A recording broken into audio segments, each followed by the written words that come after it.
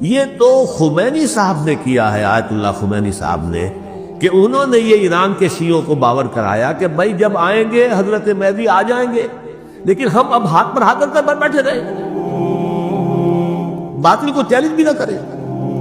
ہمیں کچھ تو کرنا چاہیے، وہ ہاتھ پاؤں ہلانے چاہیے، اور کچھ نہیں تو مہدی کا راستہ جو ہے صاف کرنا چاہیے، تمہید کرنی چاہیے،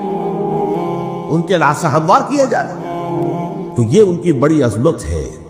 آیت اللہ خمینی صاحب کی، کہ اہل تشیع ایران کے جو ہے ان سے انہوں نے یہ بات منوا لی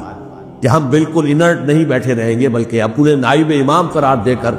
اور ولایت فقیہ کے فلسفے کے حوالے سے، یہ دو چیزیں ان کی جو ہے بنیادی فلسفے کی ہیں، وہ اس وقت میرا موضوع نہیں ہے۔ انہوں نے عوام کو ایسا کھڑا کیا ہے کہ 20,000 سے لے کر 30,000 کے درمیان انسانوں نے جانے دی، عورتوں کے جلوس نکلے، شیرخوار بچہ گود میں ہے عورت کے، اور گولی کھا رہی ہے اور مر رہی ہے، گر رہی ہے۔ اب سوچئے زندگی کتنی عزیز ہوتی ہے، اور شیرخوار بچے کے لیے ماں کی جو زندگی ہے، اس ماں کو اپنی زندگی کتنی عزیز تر ہوگی کہ اپنے لیے نہیں تو اس بچے کے لیے مجھے جینا ہے، لیکن نہیں، گولیاں کھائی گری۔ یہ جذبہ انہی میں ہے۔ واقعہ یہ ہے کہ اہل سنت کے اندر یہ جذبہ نہ ہونے کے برابر، یہ میں غافل ثابت ہوتا ہے۔